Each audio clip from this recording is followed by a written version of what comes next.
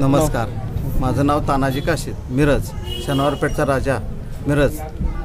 शनिवारपेठच्या राजाची स्थापना 1972 रोजी मिरज येथे शनिवार चौकातच झालेली आहे. त्यानंतर हा मंडळ आमचा जसं जसं आम्ही लहान होतो थोडं वाढत मोठं मंडळ झालं आमचं. गेल्या एक 15-20 वर्ष झालं ह्या मंडळाला एक गणपतीला आमचं एक नवस बोललं जातं आहे. ते नवस बोललं जात असताना लोकांना तो नवसाला पावलेला गणपती हा एक लोकांची श्रद्धा निर्माण झाली. त्यामुळे लोक भक्तीनं येऊन श्रद्धेनं त्या गणपतीला मागायला लागले. नवस त्यांनी जे काय बोललं ते त्यांचं पूर्ण होत गेलं, जे इच्छा त्यांच्या पूर्ण होत गेल्या. त्यामुळं तो प्रत्येक वर्षी लोकांची इच्छाप्रमाणे तो लोक येऊन तिथं काय त्यांची जे काय मनोकामना झालेलं त्यांनी काय बोलले ते आणून तिथं नवसाला येऊन त्यांनी गणपतीसमोर त्यांनी बोलतात आणि ते करतात त्याची पूर्ती बोललेली. नवसाचा पावणारा गणपती, शनिवारपेठचा राजा. तर ह्या राजाचे वर्षभर जे मंडळाचं तुमचं कार्य असते त्याच्या संदर्भात थोडक्यात माहिती. वर्षभर मंडळाच्या मार्फत तुम्ही काय कार्य करताय?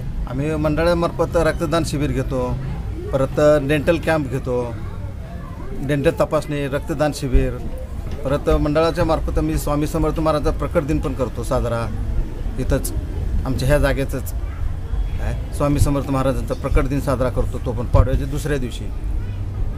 मंडळाच्या मार्फतच असते सगळं. मंडळाचे सदस्य आणखी काही नवीन आयडिया किंवा नवीन कल्पना, तरुण पिढी आहे तर त्यांच्याकडून काय नवीन कल्पना किंवा आयडिया येतात का? आणि आता आम्ही गेल्या वर्षीपासून ठरवलं आहे की डॉल्बी मुक्त गणपती.